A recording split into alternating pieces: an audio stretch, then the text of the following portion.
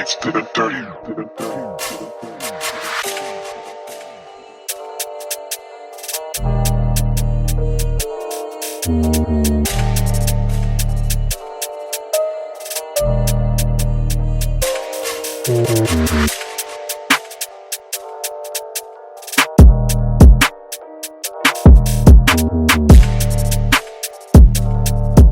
So hi guys, welcome back to Revitup UK.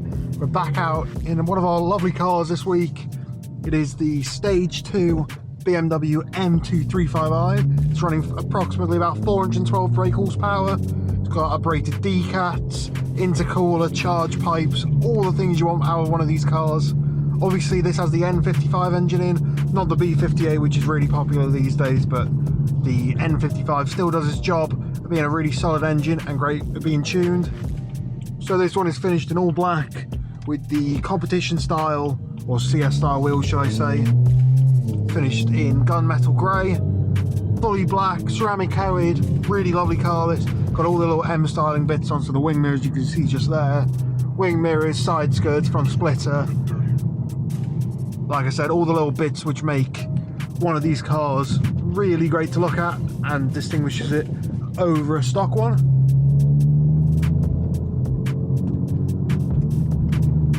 So obviously the M235i platform is rear wheel drive, all the power going to the rear wheels, which is what you want in one of these. A really fun everyday car, but has the power when you want them to.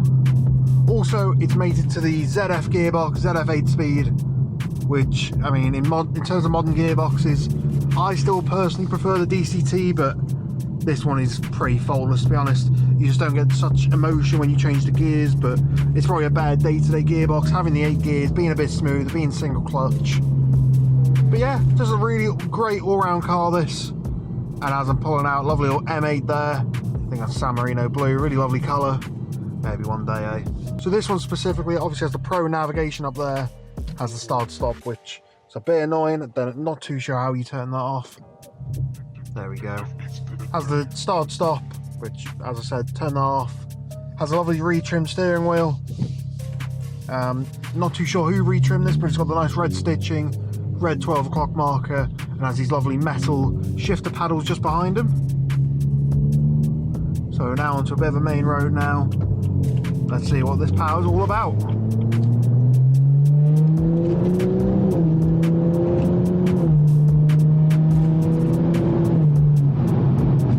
So as you can probably tell, really picks up well this car, really feels great, nice and stable. That was nowhere near full throttle, but the acceleration was brilliant, all the way up to the speed limit.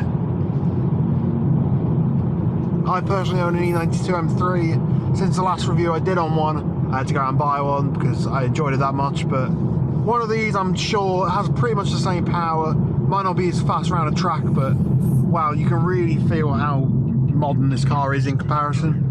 Obviously only being the 3-litre inline 6, single twin scroll turbo, but the pickup of one of these is unbelievable.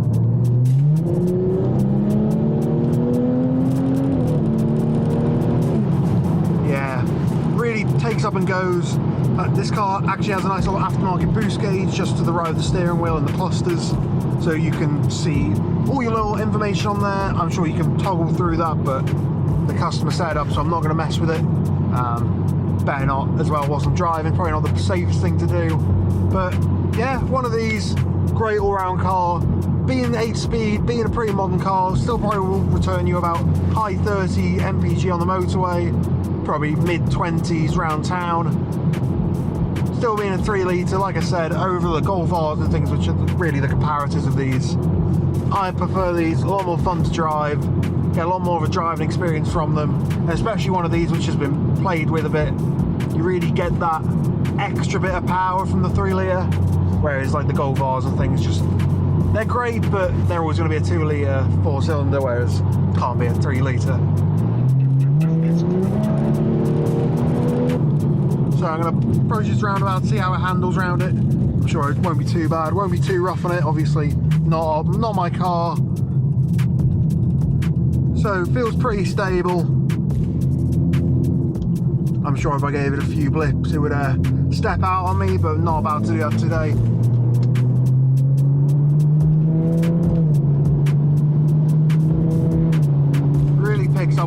engine sounds great.